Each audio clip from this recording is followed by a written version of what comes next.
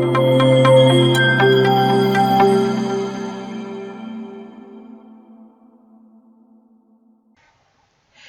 everyone, I am Smriti Sinha here and welcome back to our channel Science Zone. Today you follow, tomorrow we lead. And if you are new to this channel, please hit the subscribe button given below and do not forget to press the bell icon. If you have missed our previous videos, you can click on the I button given above. And if you want to join our Telegram group, you can click on the link given in the description. And the topic that we are going to study today is adsorption and colloids. This is the topic from Maharashtra State Board Syllabus Standard 11th. ये topics में ये सब topic cover करने हैं, जिसमें से हमने पहले के कुछ सब टॉपिक्स ऑलरेडी कवर कर दिए हैं वीडियो नंबर पार्ट 1 से लेके पार्ट 3 तक। यदि आपने इनमें से कोई भी वीडियो मिस कर दिया है इस टॉपिक से रिलेटेड, तो ऊपर दिए आई बटन पे क्लिक करके आप हमारे ये पहले वाले वीडियोस देख सकते हो। आज इस टॉपिक में जो हम पढ़ने वाले हैं वो है कोलाइड्स। तो आज इस टॉपिक का जो ये हेडिंग है वो है कोलाइड्स। तो कोलाइड्स एक्चुअली जो है हमारे डेली लाइफ केमिस्ट्री से रिलेटेड थिंग है। तो डे टू डे लाइफ में हम बहुत सारे कोलाइड्स के जो है वो उसके साथ आते हैं, बहुत सारे कोलाइड्स के संबंध में आते हैं और इसलिए ये डे टू डे लाइफ वाले केमिस्ट्री से रिलेटेड है। तो कोलाइड्स बेसिकली है क्या?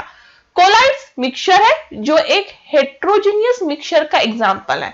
तो मिक्सचर दो टाइप के होते हैं, होमोजीनियस एंड हेट्रोजीनियस। तो कोलाइड्स आर हेट्रोजीनियस मिक्सचर। जो कंपोनेंट होते हैं कोलाइड के, जो लार्ज प्रोपोर्शन में प्रेजेंट होते हैं, उसे कहते हैं डिस्पर्शन मीडियम।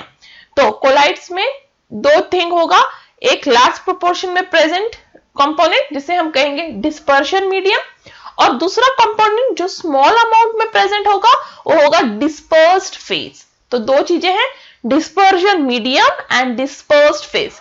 जैसे सॉल्यूशन में सॉल्यूट और सॉल्वेंट दो चीजें होते हैं, वैसे ही कोलाइड में dispersion medium and dispersed phase होता है। जो पार्टिकल्स ऑफ डिस्पर्स फेज होते हैं वो लार्जर साइज होते हैं than the size of molecule, but वो स्मॉल इनफ होते हैं कि वो नेकेड आइज से ना दिखे।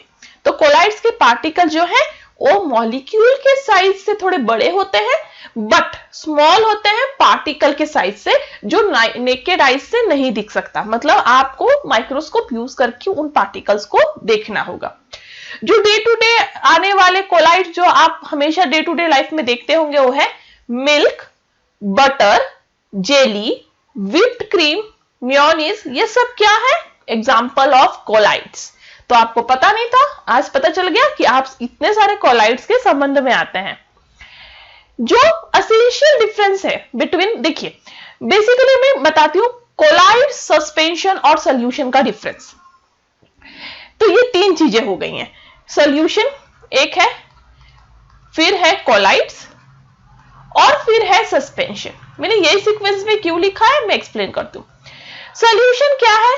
यदि आप नमक या चीनी को पानी में मिक्स कर दें तो आपको एक क्लियर सॉल्यूशन मिलता है, एकदम क्लियर सॉल्यूशन, ठीक है। और आप इन्हें बाद में डिस्टिंग्विश नहीं कर सकते। आप उन्हें स्टैंड करें, मतलब बहुत देर तक अनडिस्टर्ब रखें सॉल्यूशन को, तो चीनी या फिर नमक नीचे सेटल डाउन नहीं हो जाते आपके पानी में, वो उसी में रहते हैं। तो ये हुआ ट्रू सॉल्यूशन। दूसरा है सस्पेंशन। सस्पेंशन मतलब यदि मिल्क में या फिर वाटर में आप थोड़ा सा ये डाल दीजिए टी पाउडर या फिर ग्राउंडेड कॉफी, तो आप क्या पाइएगा कि वो पार्टिकल जो है वो वाटर में जो है वो डिस्ट्रीब्यूटेड है, और इन्हें यदि आप अनडिस्टर्ब रख दें तो वो पार्टिकल्स नीचे सेटल डाउन हो जाएंगे। तो हुआ सस्पेंशन। अब ये जो कोलाइड्स है वो उनके properties between solution and suspension होते हैं। तो कोलाइड्स के प्रॉपर्टी कैसे हैं? Between the solution and suspension. तो जो इंपॉर्टेंट डिफरेंस है बिटवीन सॉल्यूशन एंड कोलाइड वो है पार्टिकल का साइज। तो जो कोलाइड को सॉल्यूशन से डिफरेंट बनाता है वो है पार्टिकल का साइज। देखिए कोलाइड में भी पार्टिकल्स जो है वो बहुत देर तक रखने के बाद जो है वो सेटल डाउन नहीं होते। कभी आपने मिल्क में देखा है मिल्क को बहुत देर तक अनडिस्टर्ब रखें और कुछ पार्टिकल्स नीचे सेटल हो रहे हैं, और डिस्पर्जन मीडियम अलग से है? नहीं। तो क्या है जो सॉल्यूशन और कोलाइड को डिफरेंट करता है? वो है पार्टिकल का साइज।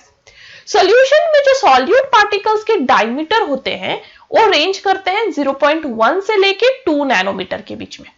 मतलब टिपिकली आयन या स्मॉल मॉलिक्यूल का साइज उनके सॉल्यूट पार्टिकल का साइज होता है।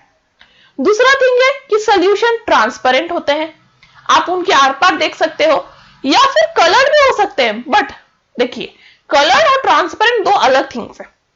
कलर सॉल्यूशन भी ट्रांसपेरेंट होते हैं। यदि आप कॉपर सल्फेट का सॉल्यूशन देखोगे वो ब्लू कलर का होता है, बट स्टिल आप उसके आर पार देख सकते हो।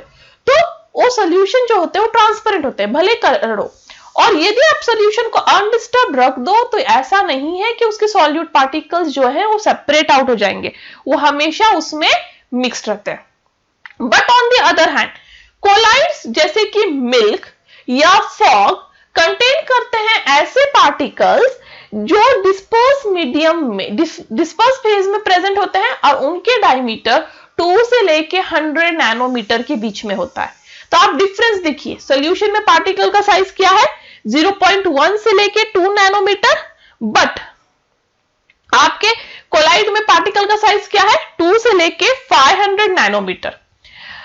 वो ट्रांसलुएंट टू लाइट होते हैं और वो सेपरेट नहीं होते यदि आपने उनको स्टैंडिंग रखा तो भी, मतलब आपने उन्हें अनडिस्टर्ब रखा इन्हें तो भी वो सेपरेट आउट नहीं होंगे।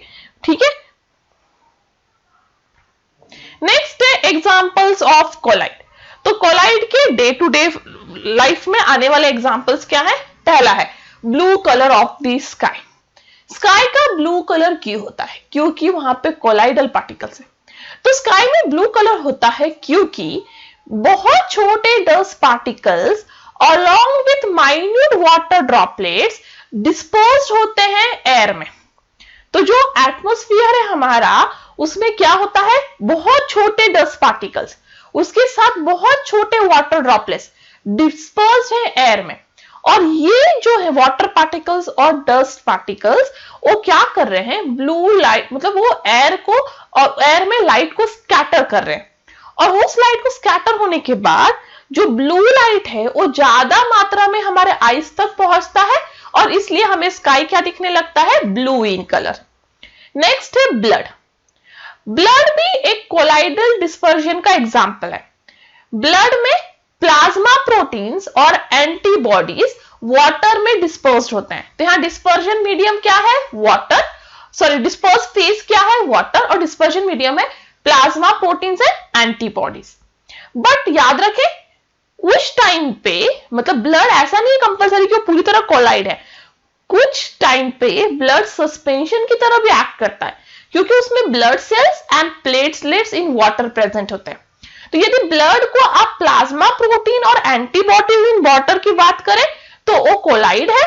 बट यदि आप ब्लड को ब्लड सेल्स और प्लेटलेट इन वाटर के टर्म्स में बात करें तो ब्लड एक सस्पेंशन है। नेक्स्ट है सॉइल्स। जो फर्टाइल सॉइल्स होता है वो कोलाइडल इन नेचर होता है, जहां पे ह्यूमस एक्ट करता है एज प्रोटेक्टिव कोलाइड। ठीक है, जो ह्यूमस जो सॉइल में प्रेजेंट होता है वो किस तरह से एक्ट कर रहा है? प्रोटेक्टिव कोलाइड की तरह।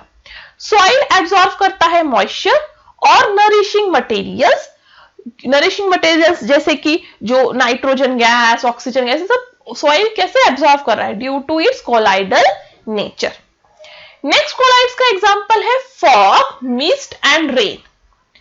मिस्ट मतलब क्या होता है? स्मॉल ड्रॉपलेट्स ऑफ वाटर जो एयर में चारों तरफ डिस्पर्स्ड है, प्रेजेंट है। अब फॉग क्या होता है? मिस्ट मतलब small drops of water in air. अब फॉग जो है वो फॉर्म होता है जब टेम्परेचर डिफरेंस हो जाता है लैंड और एयर के बीच में। यदि ग्राउंड और एयर के बीच में ज्यादा टेम्परेचर का डिफरेंस हो जाए, स्पेशली ठंडी के दिनों में, तो ग्राउंड और एयर के बीच में ज्यादा जो है टेम्परेचर का डिफरेंस हो जाता है। तो उसकी वजह से क्या होता है?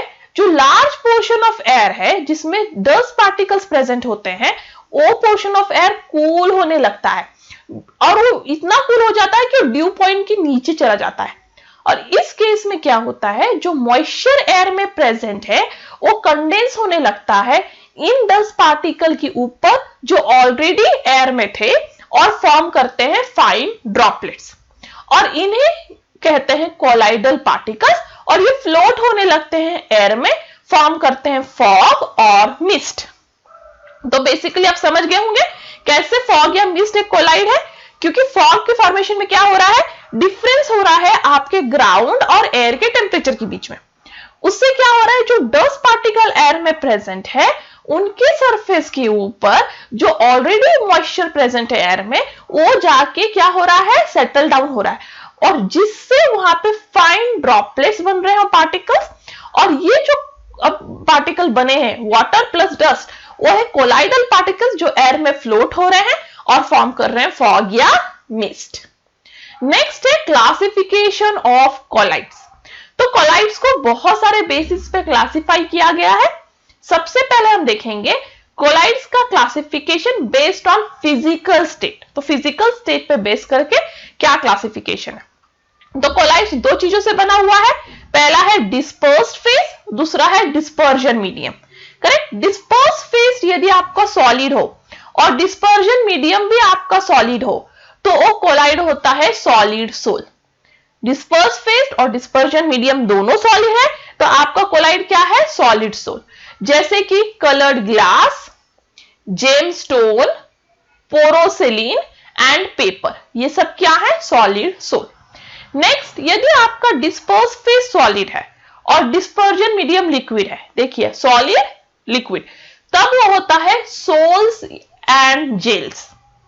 उसके एग्जांपल है paint, cell fluids, gelatin, muddy water, starch solution. Next, यदि आपका डिस्पर्स्ड फेज सॉलिड है और डिस्पर्जन मीडियम गैस है, देखिए सॉलिड गैस, तो टाइप ऑफ कोलाइड है एरिसोल, जैसे कि स्मोक, डस्ट। नेक्स्ट, यदि आपका डिस्पर्स्ड फेज लिक्विड है और डिस्पर्जन मीडियम सॉलिड है तब वो होता है जेल, ठीक है, जैसे कि चीज, बटर, जेलीज। नेक्स्ट, यदि आपका डिस्पर्स्ड फेज सॉलिड है, लिक्विड है और डिस्पर्जन मीडियम लिक्विड है, लिक्विड इन लिक्विड, तो वो क्या है, इमल्शन, जैसे कि मिल्क या hair cream. Next, dispersed phase liquid है और डिस्पर्जन मीडियम गैस है, अगेन इट इज एरिसोल, ठीक है। सॉलिड इन गैस और लिक्विड इन गैस दोनों क्या है, एरिसोल। उसका एग्जांपल है fog, mist, cloud, hair sprays, insecticide sprays. Next, dispersed phase gas and dispersion medium is solid, तो गैस इन सॉलिड, तो हुआ solid sol. Pumice stone, foam rubber, plaster. Next, dispersed phase है gas और dispersion medium है liquid, gas in liquid, उसका example है foam, जैसे कि froth, whipped cream, soap lather, ये सब क्या है, फोम। तो ये हुआ classification of colloids on basis of physical state. Next है classification of colloids based on interaction और एफिनिटी ऑफ फेसेस। तो उनकी इंटरैक्शन मतलब वो पार्टिकल्स की इंटरैक्शन या एफिनिटी जो है उनके फेजेस के लिए, उसके बेसिस पे क्लासिफिकेशन है। तो उस बेसिस पे दो है, lyophilic colloids and lyophobic colloids. देखिए इनका शॉर्ट नोट अलग से पूछा जा सकता है, जैसे write a note on lyophilic colloids, या ऐसे भी पूछा जा सकता है write a note on lyophobic colloids, या फिर क्वेश्चन आ सकता है difference between lyophilic and lyophobic colloids. तो आप इस चार्ट में तीनों आंसर प्रिपेयर कर रहे हो। यदि सिर्फ आपको लायोफिलिक पूछा जाए तो आप सिर्फ लायोफिलिक वाला कॉलम लिखें, यदि आपको शॉर्ट नोट ऑन लायोफोबिक पूछा जाए तो आप सिर्फ लायोफोबिक वाला कॉलम लिखें, यदि दोनों पूछा जाए डिफरेंस बिटवीन तो पूरा चार्ट लिखें। इसलिए मैंने सिर्फ ये चार्ट ही इंक्लूड किया है जिससे कंफ्यूजन ना हो। अब लायोफिलिक मींस क्या है, solvent loving, philic means loving, तो ये होता है सॉल्वेंट लविंग, ठीक है, तो ये है सॉल्वेंट लविंग कोलाइड्स। लायोफोबिक मतलब क्या, लायोफोबिक, फोबिक मतलब हेट, तो ये होता है सॉल्वेंट हेटिंग कोलाइड्स, ठीक है।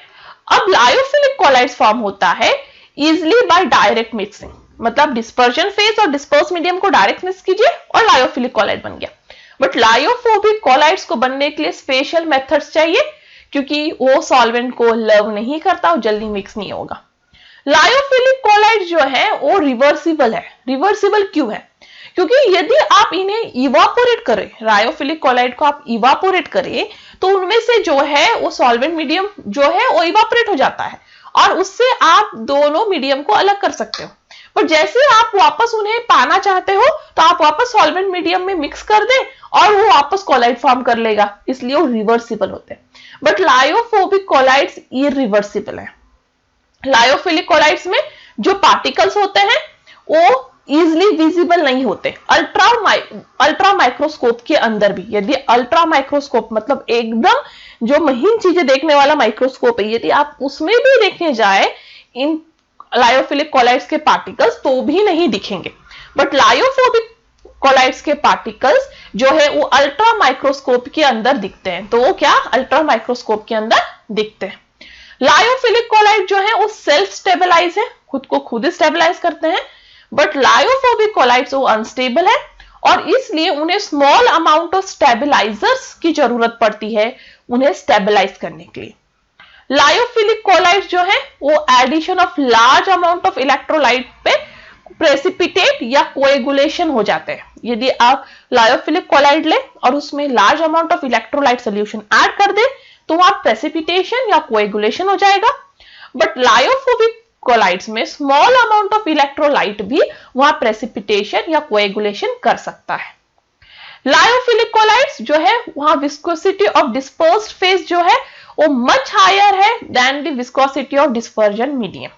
ठीक है, viscosity of dispersed phase is higher than viscosity of dispersion medium.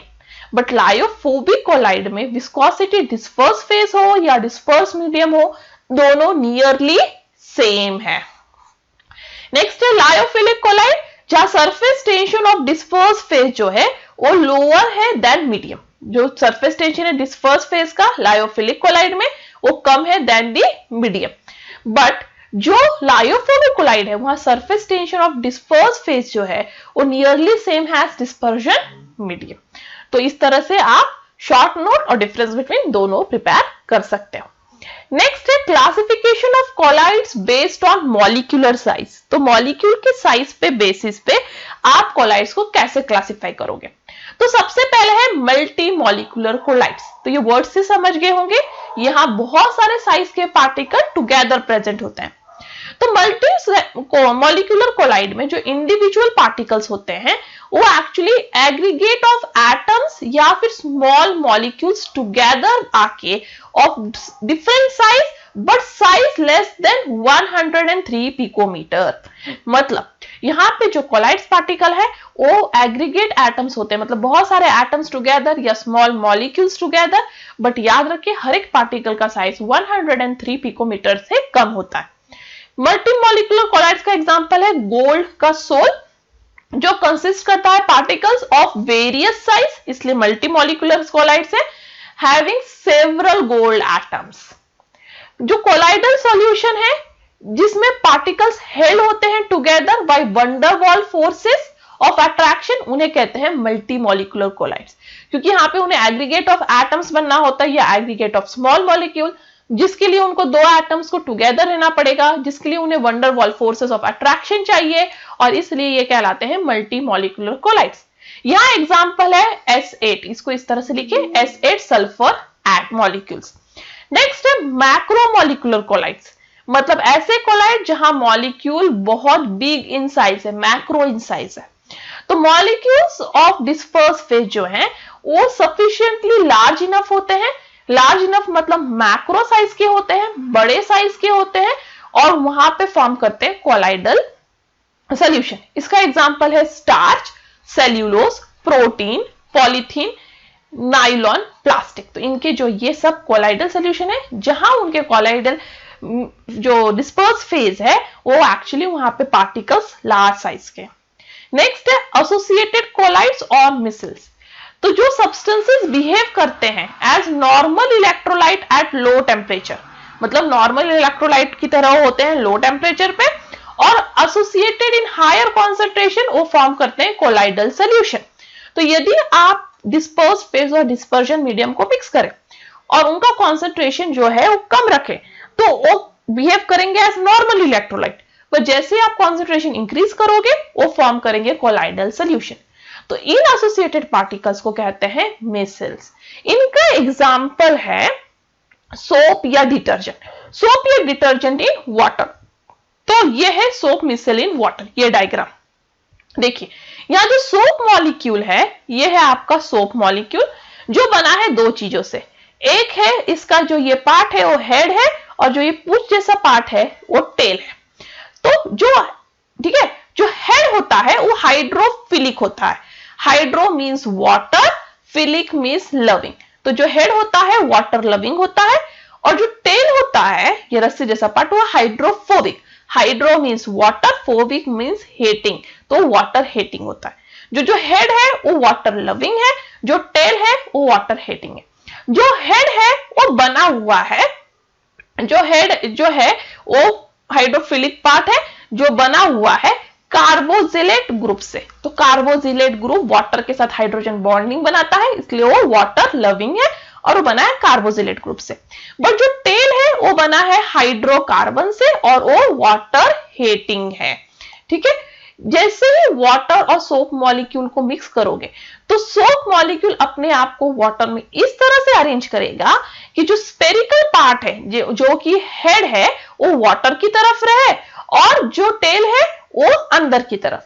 और इस तरह से वो एक पूरा एक सर्कल बनाएगा या स्पेरिकल शेप बनाएगा, जिसे हम मिसल्स कहेंगे। तो ये पूरा जो स्पेरिकल शेप है ये पूरा है मिसल्स। और हर एक मिसल में क्या है, हाइड्रोफोबिक पार्ट मतलब टेल जो है वो मॉलिक्यूल पॉइंट कर रहा है एट द सेंटर। देखिए हर एक का टेल जो है सेंटर की तरफ है, और जो हेड है जो सर्कुलर पार्ट है वो बाहर वाटर की तरफ है।